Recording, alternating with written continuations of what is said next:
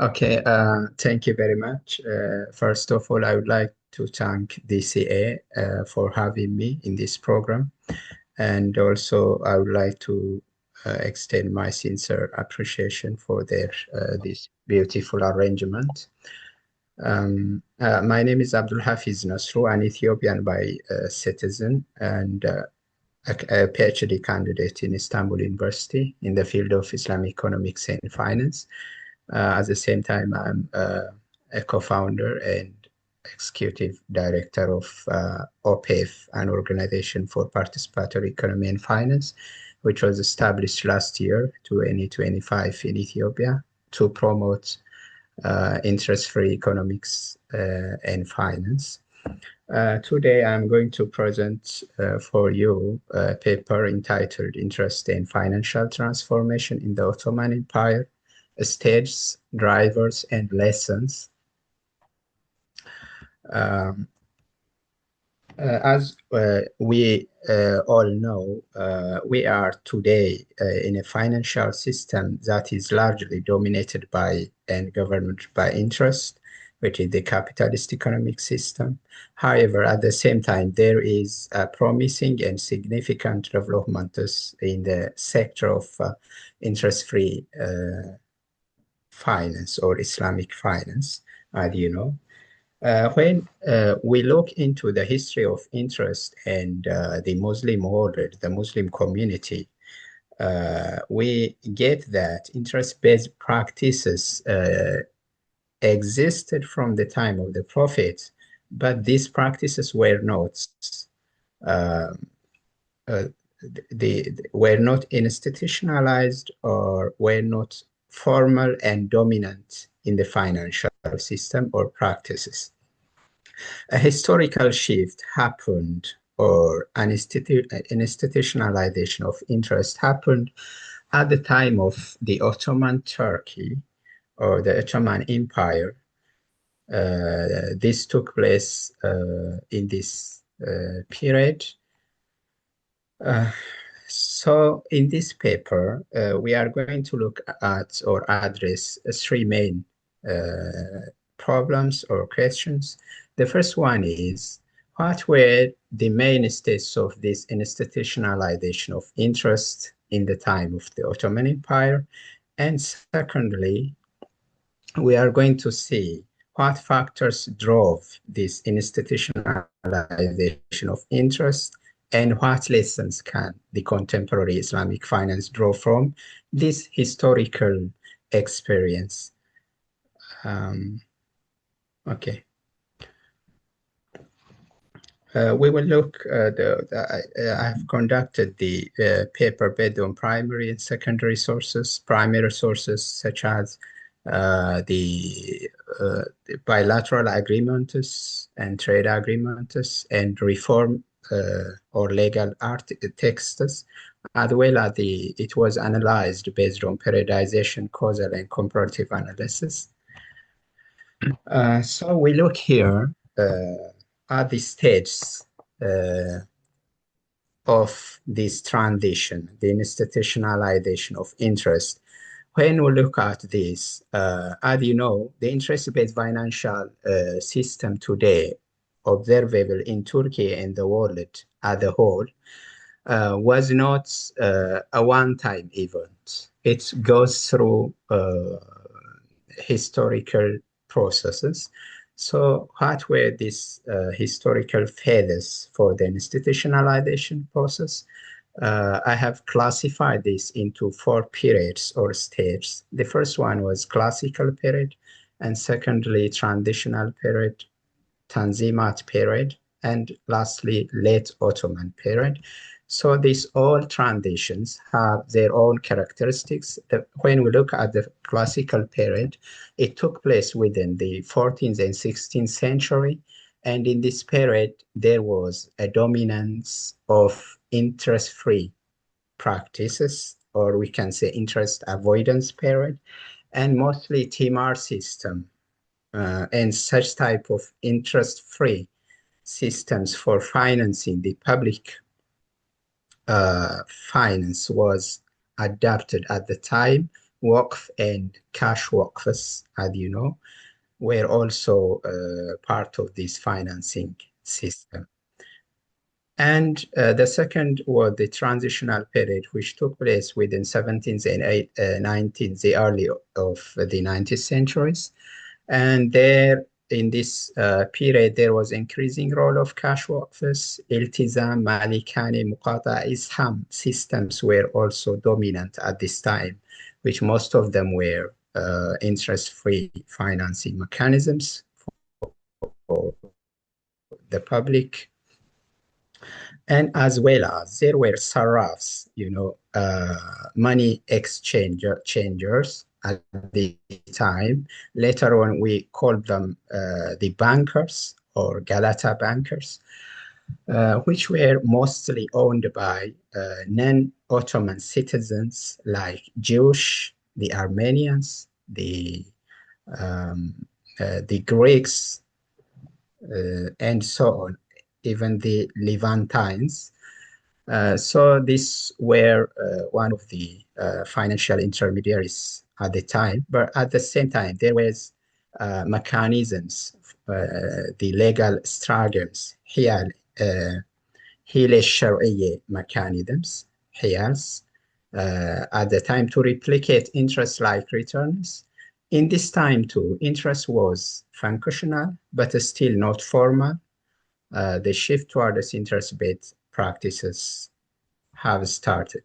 The most important part, not only in the economic and financial sector, but also the whole part of the Ottoman system, the political system also was the Tanzimat period, which is an important period in the Ottoman Empire, which took place within 1839 to 1876. This is a period of institutional transformation in interest. When you look at what happened in this period, deeper integration into the international financial markets was happened. In 1840, the first paper money, the kaime we say, was issued. In 1849, the Dersadet Bank was established, or Istanbul Bank, we say. In 1856, Ottoman Bank, which was considered to be the first commercial bank, was established. In 1863, Bank Osmani Shahani, or the Ottoman Imperial Bank, was established. These all processes show that the influence of the interest-free dominance has started to decline and started to be substituted by the interest-based mechanisms, and interest-free financial institutions have started to be formalized. And after these financial institutions, the Ottoman by itself started to take loans from the Ottoman Bank and the Galata bankers. And the most important change in this period was the first external loan was conducted in 1854, which is the beginning of the integration of the Ottoman Empire to the capitalist financial system, the interest-based financial system. This was an important development in this period.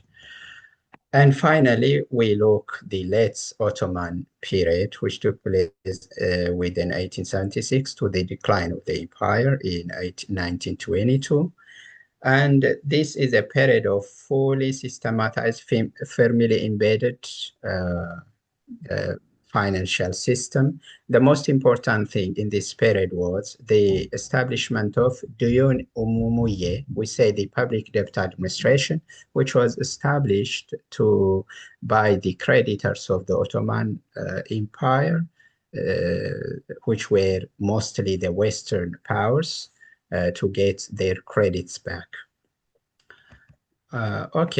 We look into this institutional transformation or transition from interest-free system to interest-based financial system. But as we know, or we all know, the ideology of the Ottoman Empire was based on Islamic principles. Yeah, these changes were not happened willingly, or they were not deliberate, but they were forced by the global pressures, the changing conditions at the time, uh, and so on. So there were driving factors behind these changes. So when we look into them, there were fiscal crisis and debts and limitations of existing institutions and integration and reforms. When we look into the fiscal crisis, there were some causes for the occurrence of the physical crisis at the time. The first one was the recurrent wars of the Ottoman Empire. There were many wars at the time. For example, the Russo-Ottoman war was happening almost 400 years between 1768 and 1878 for many times. And there were also Balkan War. There was also the First World War. And finally, the most important war was the Crimean War. The Crimean War happened between 1853 and 1856. Within this period, there were important changes in the economic and financial sector of the Ottoman Empire. Within this period, within at the time of the Crimean War, there was the first 54, and there was also reforms after the end of the war, which was Islahat Ferman. If Islahat Edict happened in 1856, which gave more rights for the Western investors and the non-Ottoman citizens who were living within the territory of the Ottoman to have special rights in the economic activities. This also affected this transition.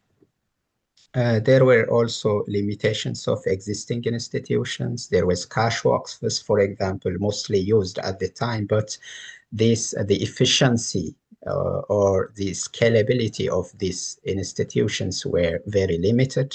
Uh, and integrations to the European capitalist power because of the expansion of the international trade, the trade agreement is between, for example, the trade agreement between the British and Ottoman Turkey. The Baltaliman trade agreement was also part of this progress. These are what I clarified now. Hafiz, we should wrap up, please, because of the time limit. We have five Okay, visitors. Okay. I'm already finishing. Uh, Finally, my topic is what we learn from this process. The first one is the need for early response. Yeah. Until the first half of the 17th century, the Ottoman Empire was more dynamic and was finding solutions for the changing conditions of the time. But after that, there was uh, a change in this trend. So there were not efficient and sufficient solutions, especially in the economic and financial arena, for the changing world conditions of the time. And the second, in this, we can learn that the Islamic banks and financial institutions today should learn from this process and should be proactive in finding solutions to the problems that are happening today. The second lesson is scalability of Islamic instruments. So we have to innovate new Islamic instruments, financial instruments, so as to uh, give answers to the needs of the community.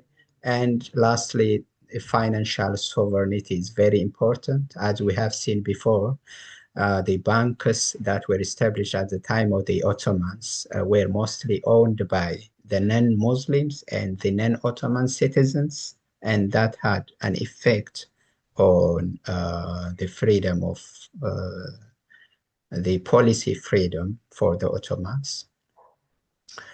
These are the main lesson that we can learn. If you have any questions, maybe I can clarify later on. Okay, thank you very much. Yeah, thank you, Abdul Hafiz. This presentation gave us a strong historical grounding on financial transformation. Now we move to a contemporary institutional case focusing on financial sustainability and marketization in the philanthropic sector. This presentation is going to be held by Metin Tuna. Metin, you are here? Yes, hocam, I'm here. Please stop your screen sharing, Abdul Hafiz. Metin is gonna be okay. All right. Thank you. Please Then can you allow me to share my let me announce one important thing. We have limited time, guys. Actually, we were intending to have less people, but we are five present. You are the presenters, and you are five, and we have limited time. Please obey the time limit. Okay, I'm gonna give you 15 minutes as well, Metin. Thank you for your understanding. Okay, John, thank you. My name is Metin Tuna, and I'm a research assistant at Center for Islamic Studies at Istanbul, and I am majoring in economics at Istanbul Medeniyet University. And today, my topic is financial sustainability and marketization of Turkish philanthropic sector. Here, I analyzed the Kızılay revenue structure. So we can start, I think. Today, we are discussing the long-term viability of non-governmental organizations through the lens of financial sustainability. We will use the Turkish Red Crescent or Kızılay as a case study to understand how large-scale non-profit organizations manage their complex revenue streams. As you know, with over 100,000 active associations in Turkey, Kızılay manages a significant portion of the sector's total revenue pool. This makes it an ideal subject for analyzing economies of scale and transition from traditional fundraising to a more diversified financial model. When we look at the historical context, Kızılay's institutional presence dates back to 1868. Its unique position in the Turkish NGO sector stems from its dual nature.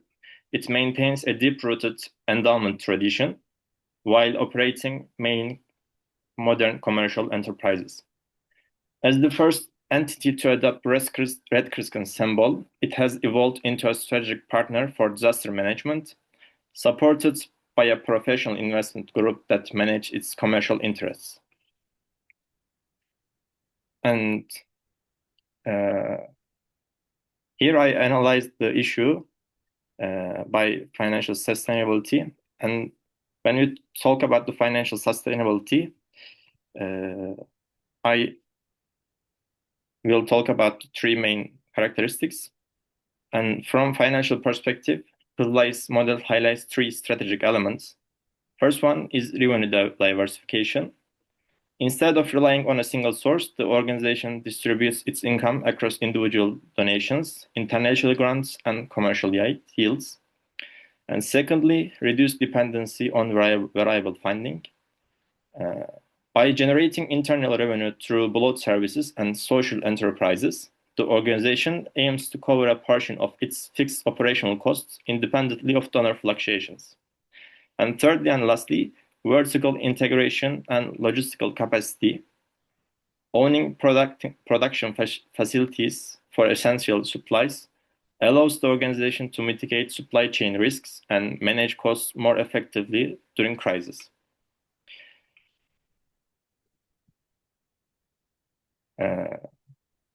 Before expanding to a global scale, it's essential to observe how Kızılay's revenue structure compares to other major humanitarian actors within Turkey. When we look at the comparative data, here I took two examples from the Turkish NGO sector, and I didn't give their names, but you can see their revenue structure from the charts. And these prominent organizations show a high concentration of revenue, often between 85 and 89%, stemming directly from donations and contributions. This suggests that their operational capacity is closely tied to a public philanthropic trends and economic cycles. While Turkish Kızılay, in contrast, its revenue is distributed more broadly. Direct donations account for approximately 20% of the budget, while the rest is sourced from international aid, rental income, and industrial activities. This diversity acts as a financial buffer. While traditional models may face challenges during periods of decreased donations, Kızılay multi-phased income stream allows for greater resilience and continuous operational capacity. And expanding this analysis further, we see that Kızılay's model is distinct even within the International Red Cross and Red Crescent movement. If you look at the American Red Cross revenue structure, it's primarily focused on biomedical services, which account for a substantial majority of its revenue.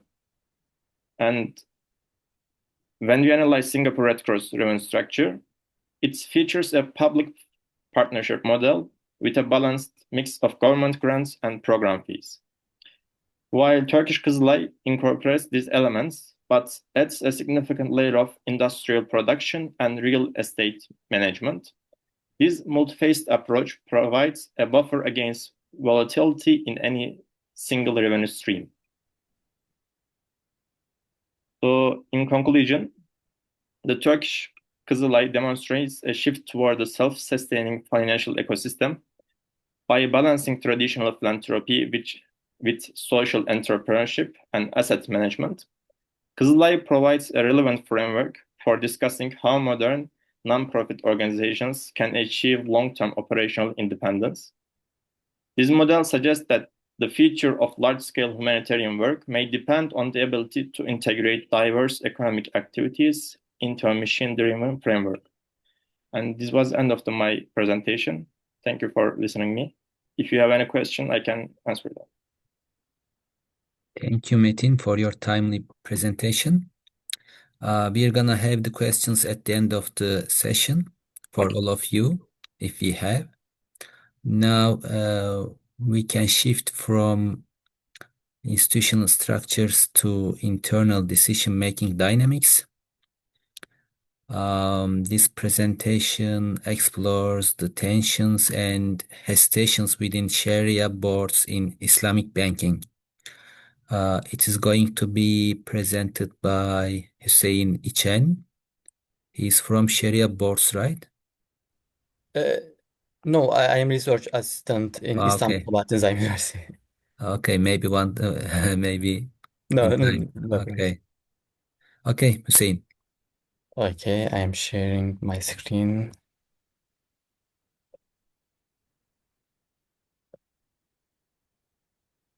Okay, I think it is shown now, right? Yeah, please, F5.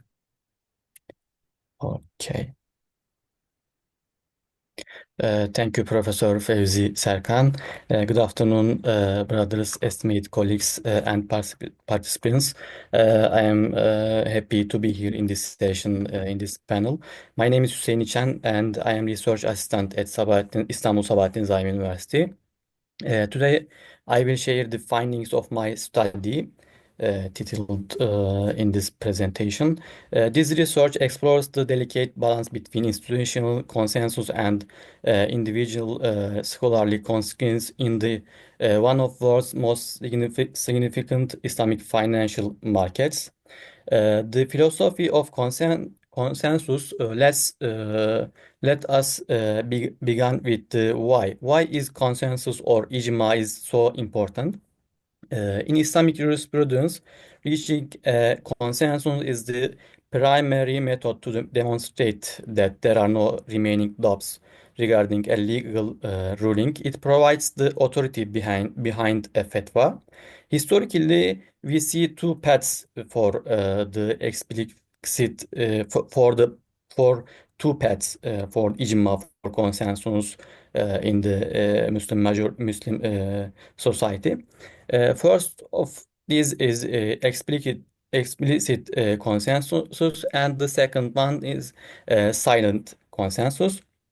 Today, the Sharia boards of Islamic banks operate as a modern Dain fiqh councils. Their decisions reflect the nature of contemporary jurisprudence.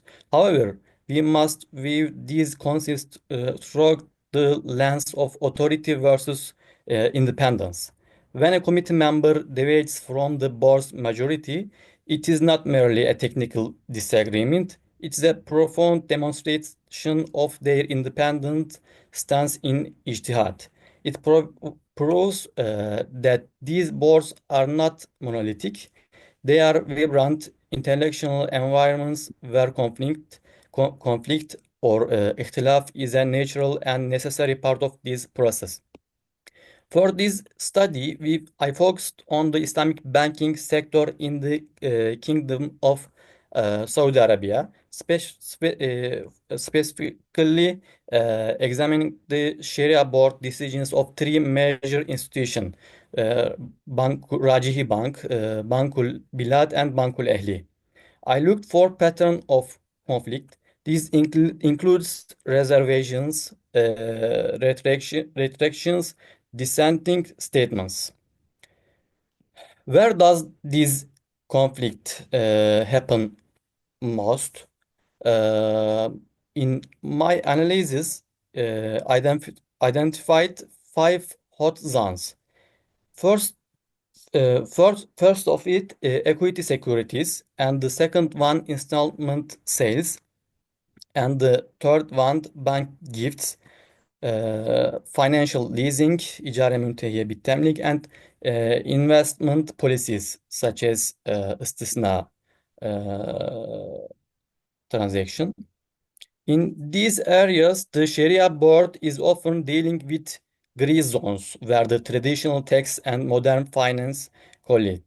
Now, let and the other this ikhtilaf subjects are here. And I analyzed a total 94 fatwas.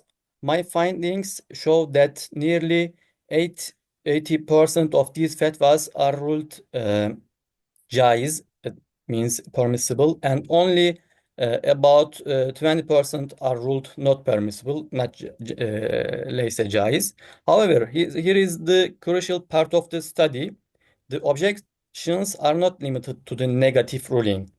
In the 80% of permissible group, I see significant objections from members who believe the standard for permissibility was not fully met. Who is leading this leading this dissent, this ikhtilaf? In 63 of cases, the friction is caused by a single Sharia board member standing alone in their objection. And however, in 31 of these cases, two or more members join forces to challenge the majority. When we look at the voices of dissent, specific names emerge as the most frequent dissenters or independent thinkers. First of them, Ibn Khanin, Muhammad bin Khanin, and the second one, Ibn Mani, are the top of this list. They are the ones most frequently challenging the consensus. They are followed by Ahmed Mubarak and Musa Ammar. These scholars play an important role because their objections force the entire board to refine their legal reasoning, ultimately strengthening the bank's Sharia credibility. Finally, let's analyze the nature of these objections. Over half of all objections are directed against positive fatwas or specific contract clauses. These scholars are saying, I do not believe this contract is fully compliant as written. And nearly 10% are the opposite, positive remarks added to the generally negative fatwa. Most interestingly, 1/4 of the cases scholars are mutawakif. This is a state of scholarly pause or hesitation, where the member refuses to issue a defining ruling, signaling that the matter is too doubtful for them to sign off on. Lastly, nearly 6% are the objections are that remain unexplained in the record. This data concludes that disagreements are on rise. Certain members are have objections to the views of the others, and the more than half of all dissent is focused on challenging the permissibility of banking products. Thank you for your attention and listening me.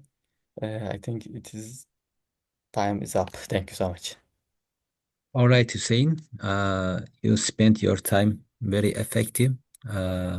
Actually, you had time.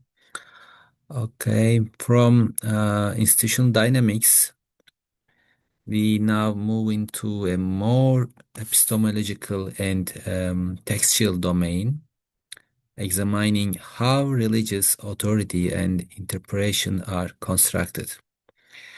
This presentation is going to be presented by Seyit Furkan Karabacak. Seyit, you are from Turkey, as I understood. Please introduce yourself, then you can start your presentation. But I am seeing myself. Oh, I'm sorry. No problem.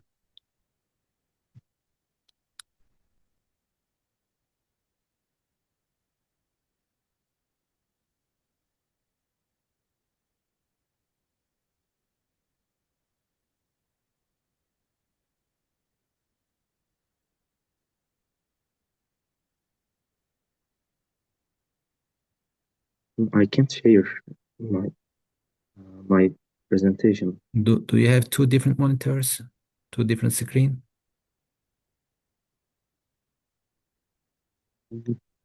If you have so, you should be careful about it.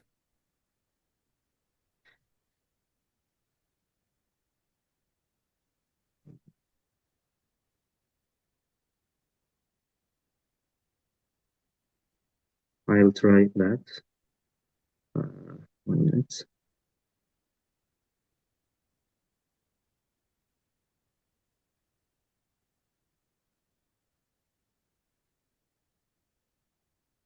Okay. Can you see? Please, yeah, please click on F5 or click on the presentation. Okay, perfect. Okay.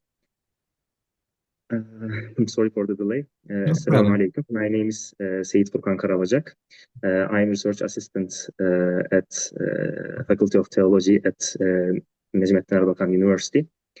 I'm joining from Konya, Turkey. And it's a pleasure for me to be here with you. I don't have much time, so I'd like to get right to my presentation. My title is In Search of the Quranic Manner, a critique of the Luhun al-Arab Hadith and the hegemony of the Arabic recitation style.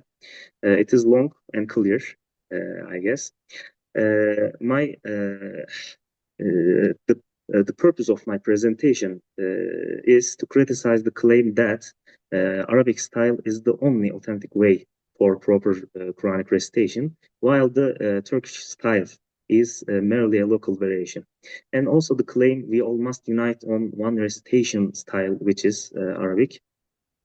And also the claim criticized the claim the Quran should be recited as Arabs do because their language, it's their language, and there is often used hadith about it among who support this view. So I divide my presentation into two main parts. One of them, the analysis the hadith, and criticize the arguments. Let's get started. The concept of lahn, firstly. Lahn has a lot of meanings. One of them, solecism, grammatical error. For example, لحن فلان في كلامه. So and so made a mistake in his speech. And other meaning, dialect meaning, Quraysh, لحن Quraysh, for example, dialect of Quraysh. And melody, tune meaning, which is relevant to our topic. And the other meaning, manner meaning, there is ayah, بسم الله الرحمن الرحيم, وَلَا تَعْرِفَنَّهُمْ فِي لَحْنِ الْقَوْلِ. You will surely recognize by them by their tone of speech. So, the hadith in question, قال رسول الله صلى الله عليه وسلم اقرأوا القرآن بلحون العرب بأصفاتها وإياكم لحون أهل الكتابين وأهل الفسق فإنه سيجيء بعدي قوم يرتعون بالقرآن ترجيع الغناء والرهبانية والنوح لا يجاوز حناجرهم مفتونة قلوبهم وقلوب من يعجبهم شأنهم.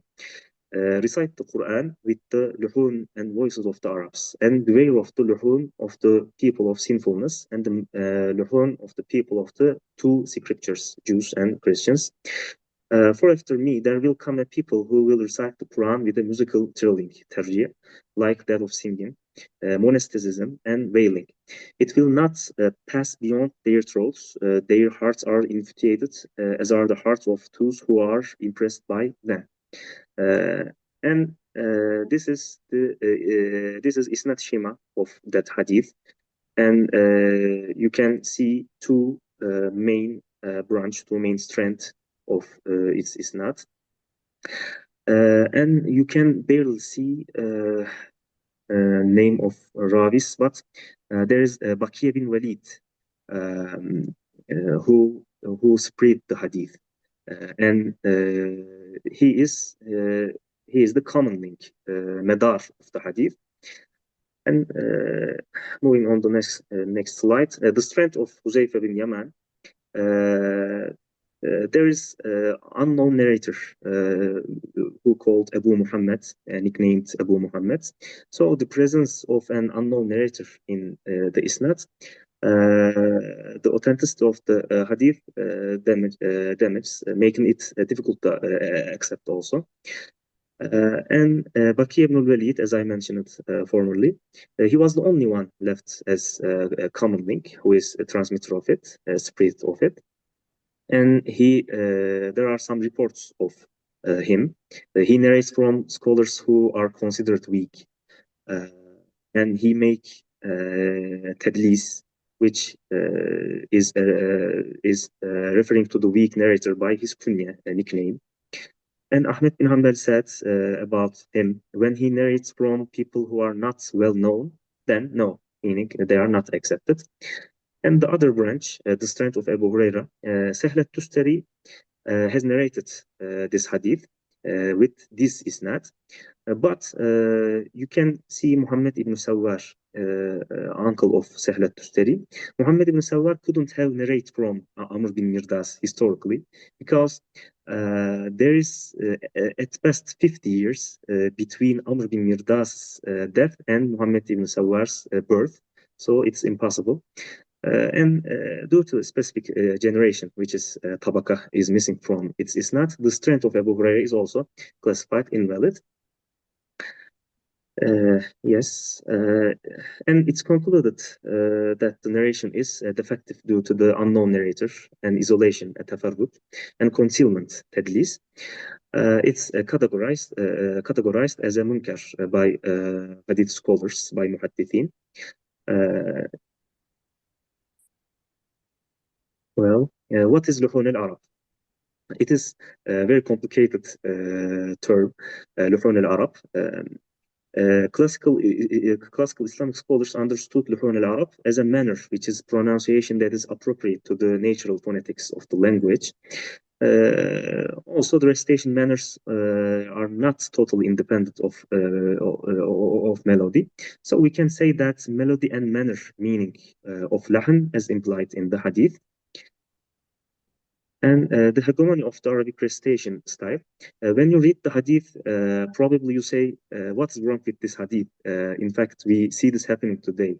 Quran recited as in somewhere, like singing, which is haram, obviously. I have no problem with the hadith itself. My issue is with the use of its first sentence, اقرأ القرآن بلغة العرب. Of course, I'm not against of Arabic style. I'm not enemy of it. I love listening it also. However, I'm against globalization of it.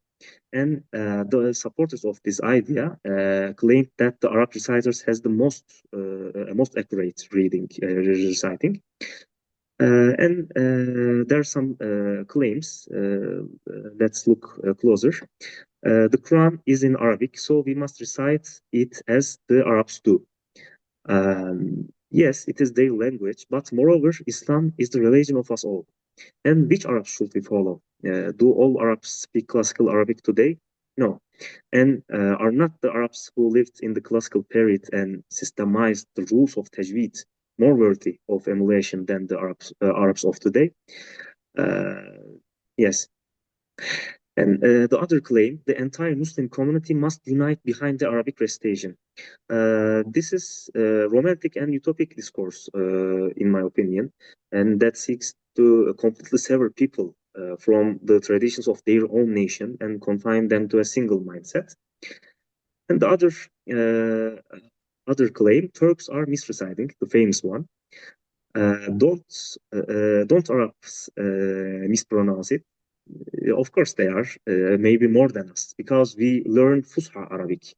But for them, there is a risk of mixing the Quran with their daily language.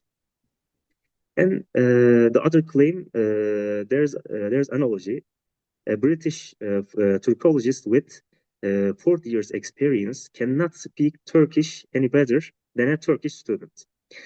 That comparison is flawed. Because spoken language, daily language, and recitation are two different things. And I think it would be more accurate to frame this encounter as follows. Would an English expert on Fuzuli read his poems better, or would an average Turk? As a Turk, I can say this without hesitation. English expert on Fuzuli read Fuzuli's poems better than Turk. Aristotle, obviously. The Quran is the same. The Quran represents the pinnacle, the top of the Arabic language. And if you look at other Arab countries, in their everyday speech, they say thalatha instead of thalatha, for example. So even if you are Arab, recitation the Quran requires a special educational process. And the letter what the most famous issue. The letter what is one of the most difficult letters in the Arabic alphabet, and throughout history, works have been written about it, and counter arguments, reddies, have been made. Arabs have taken pride in saying, "Nahnu ahlul of what?" We are masters of what. However, there is no apparent difficulty in pronouncing the letter what with ba sound. If the true pronunciation of the what were like ba, it would not be described as difficult, and we would even be having this discussion right now. I guess I finished my time, but I'm already finishing it, inshallah. No problem. Also, a pure va is also incorrect, like Turks do. Va, also incorrect. And Saçaklızade Marashi, Tejvid scholar, states that by pronouncing what as ba, says that the Egyptians have distorted the letter what. And other scholar, Ghanim Qatturi Hamed, one of today's most respected scholars of recitation says reading the letter what as da is a greater error than reading it as va.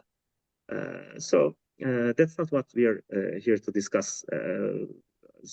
So I'd like to move on. Quranic manner. The Quran has its own unique style, recitation style. When you listen to the Quran, you can easily notice this. And a Quranic manner and Arabic style are distinct phenomena in terms of their nature. As long as a person maintains the Quranic style, that is recites the Quran with proper pronunciation and its distinctive melody and style, it is not wrong to embellish it with the melodic influences of Arab, Turkish, or African traditions. And conclusion. The hadith in question is classified as munkar, denounced, particularly due to the anomalies identified in its chain of narrators. Even if it were accepted as sahih, scholars interpreted the luhun al-Arab as the naturality of language and the originality of recitation. Furthermore, a matter that has concerned Muslims worldwide from the past to the present cannot be justified by an inauthentic narrative. Consequently, Quran sent to all of creation cannot be recited haphazardly. Similarly, it cannot be reduced to a single recitation style and melody. The differences in the melodies of mankind and their recitation style should be regarded as a form of wealth, as long as it does not violate the tajweed rules. Thank you for listening. Thank you for attention. Thank you, Said, for your attractive presentation. Even though all presentations are related with my subject nearly, but your topic is very different for me because I'm not coming from your area. But maybe I can just say something about it. Over here, they are saying that pronunciation is not only thing that you need to be careful about it. You need to also be careful about intonation. They are saying intonation. Even you are speaking English. I think your word lahn is like pronunciation and intonation together, something like that. And one example might be, I don't know, you are considering better than me, halak. In Arabic, the word halak can refer to three distinct roots, as I heard from Fatih Hoja, who is the advisor, religious advisor in Washington, D.C. at the embassy. I don't know if you have met him before, but I am strongly suggest you to meet with him. Okay. He is very good at this subject. And as he was saying me, if you are pronouncing halak in different ways, you can say it means to die, to be destroyed, or one different meaning is to create or to bring into existence. And the last one meaning to shave, hair your shaving. So both of them are different depending on your intonation. Yes. That's why. And halq, you mean? Yeah. From the halak, surah. Okay. Thank you again. Now, finally, we turn to environmental and historical perspective, exploring how governance, ecology, and social structures intersect in the Ottoman context. And our presenter is Yahya Melikoğlu. Please introduce yourself, Yahya, first at the beginning, and then you can start with your presentation. You have 15 minutes again. Assalamu alaikum, everyone. My name is Yahya Melikoğlu. I am a student of master in Istanbul University. Institution of Islamic Studies. And also I work in IHH Humanitarian Relief Foundation in International Relief Department. International Relations Department. I will try to share my screen first.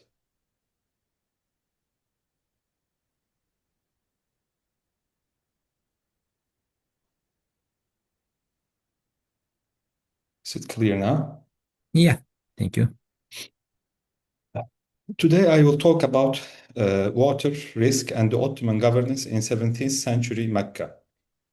In this presentation, I will explain how the Ottoman Empire managed these problems. And my main argument is that in 17th century Mecca, managing water was also a way of governing. By repairing water systems, controlling floods, financing water services, and protecting pilgrims, the Ottoman state showed its authority and legitimacy in Hijaz.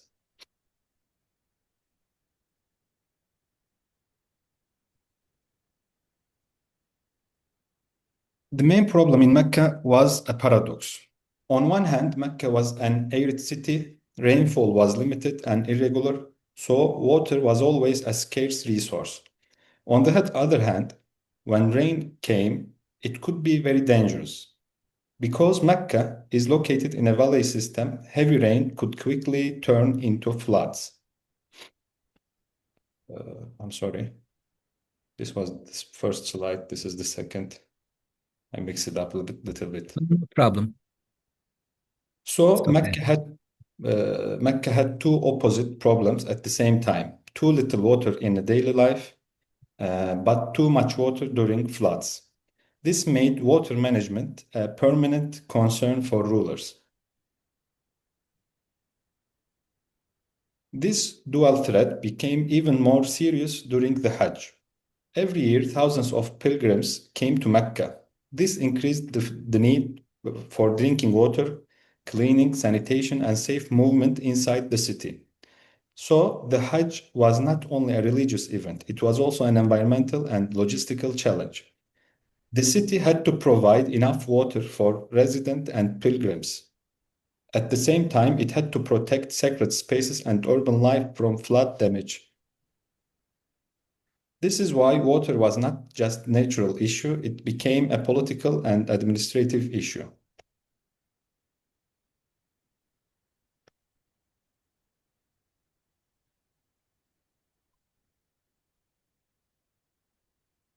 I'm sorry.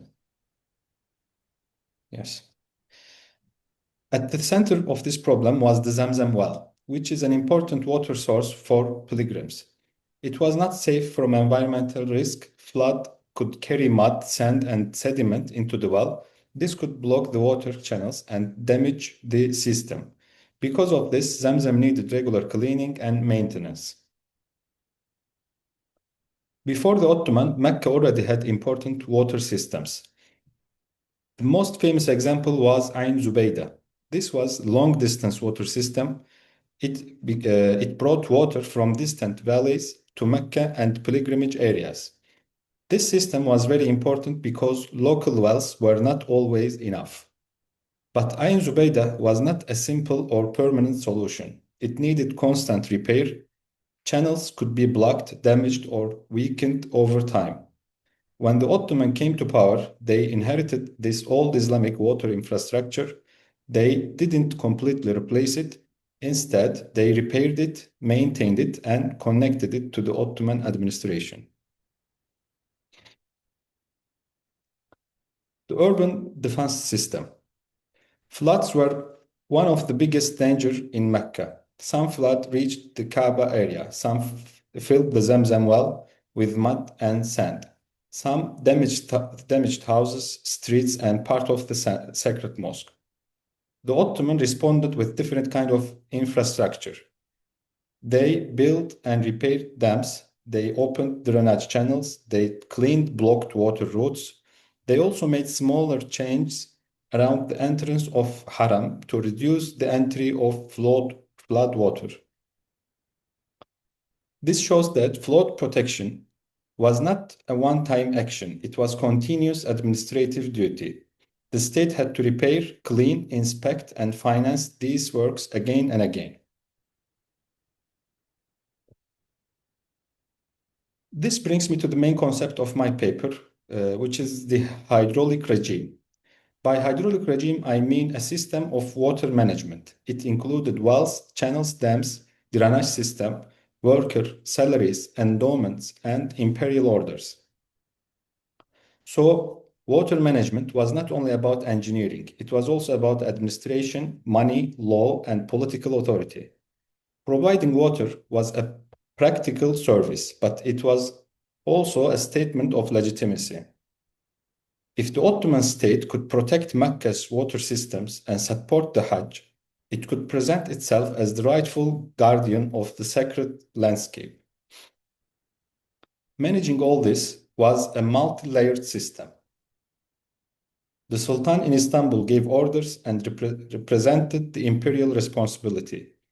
Officials in Egypt often provided money and logistical support. Local officials in Mecca supervised repairs and daily maintenance. So Ottoman water management depended on cooperation between Istanbul, Cairo, and Mecca. Waqfs, or charitable endowments, were also very important. Waqfs were not only acts of charity, they were also long-term financial institutions. They provided regular income for water management. The important point is sustainability here.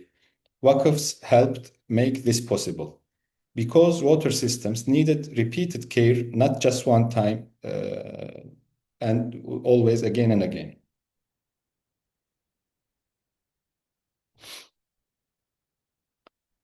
Water problems were not limited to the city of Mecca. The Hajj road were also very important.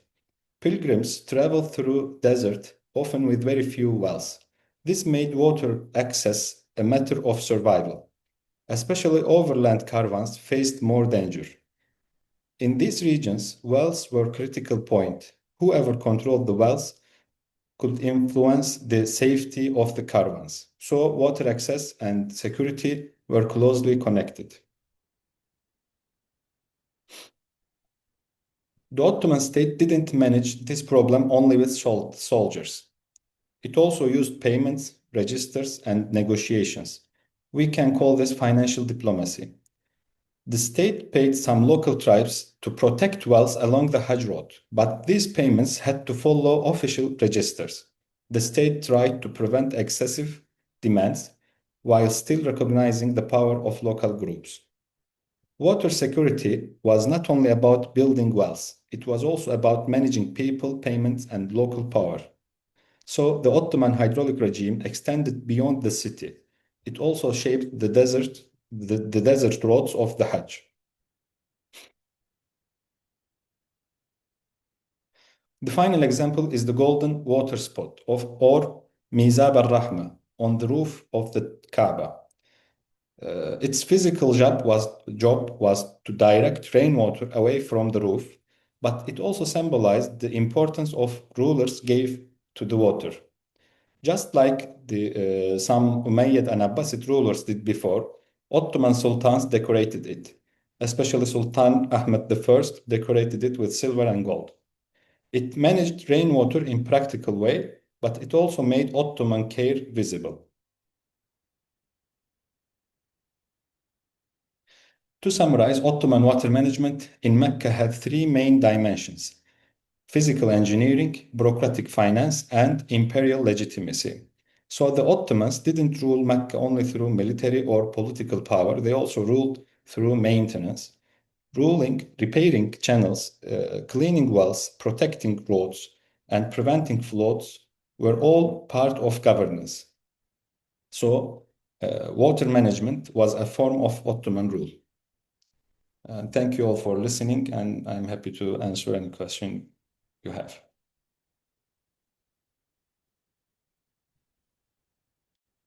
Sir, we cannot hear you. Okay, thank you, Yahya, for your presentation and letting me know about my voice, my sound. Okay, across your presentations, we see different types of transformations: financial, institutional, textual, and environmental. We have enough time to discuss something between us, if you would like to. That's why I would like to ask you if anyone would like to ask a question. You may raise your hand or say something. Is there anybody who would like to ask question? We have guests as well, except for you. I have a question, Professor. Can I ask? Sure, please. Yeah. Actually, it may not be a question, but just to get information about it. My question goes to Brother Hussein. Is there any central Sharia advisory committee in Saudi Arabia, or every bank uh, do the Sharia fatwas on the banking transactions based on its Sharia advisory committee? Is there a separate Sharia advisory committee for every bank, or is there any central advisory committee that will give fatwa for the country as a whole? Okay, thank you, Brother Abdul Hafiz. In Saudi Arabia, there are no central Sharia board in Saudi Arabia.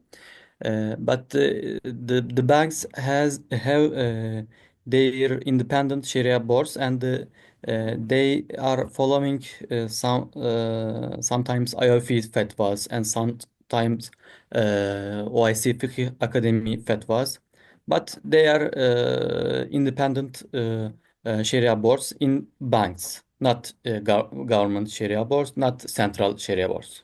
Thank you for the question. Thank you very much. Can I ask a question? Sure, please. Abdullah, did you see any correlation between inflation and the spreading of the interest in Ottoman Empire, and also with the issuance of the paper money and interest rates? Thank you very much, Brother Mati. As I have mentioned before, the main reason for this interest institutionalization in the Ottoman Empire was the fiscal crisis. The main cause for this fiscal crisis, one of it was the misuse of kaime, or the paper money, at that time. This paper money, how it was misused, it was published without plan to cover the government budget and to pay for the debts, the local and international debts. So in the process, it created an inflation in the economy, and it caused for another financial crisis, and it was a vicious circle. It caused again for another round of having loans from internal financial institutions and from external. So there is a correlation between this, the inflation at the time, and the situation, the interest institutionalization at the time. Yeah. Thanks. I don't know whether I get you or not.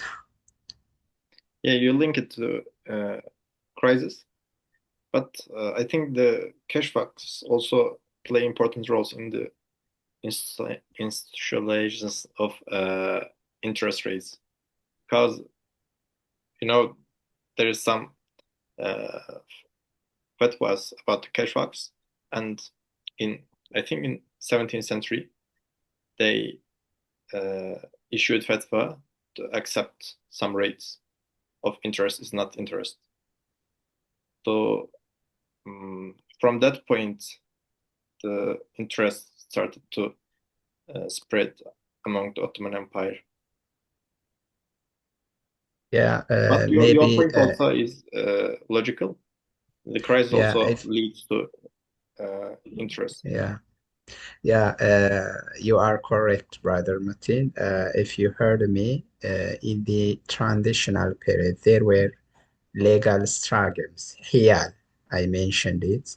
Hila Sharia, they said it like that.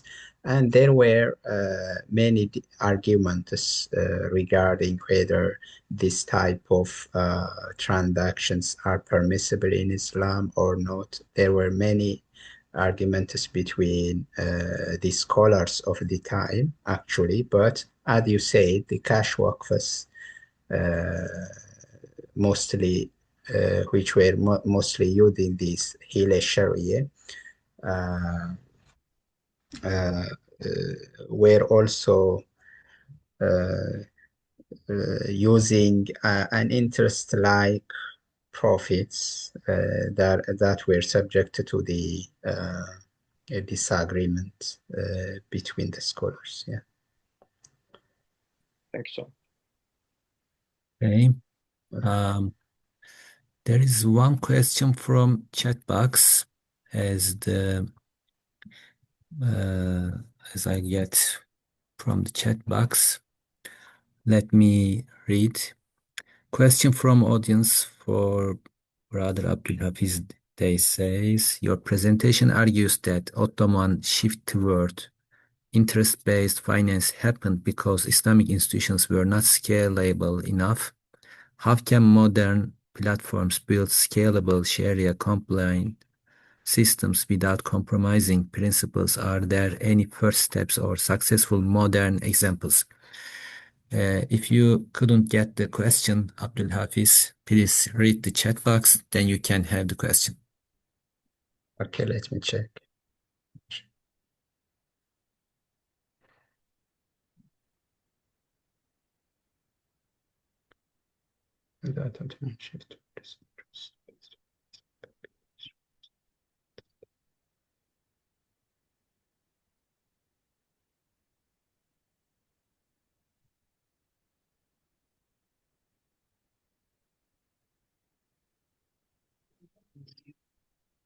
I understood the question. It is a little bit difficult question to be answered by me. This is the challenge that we are facing in the sector, actually.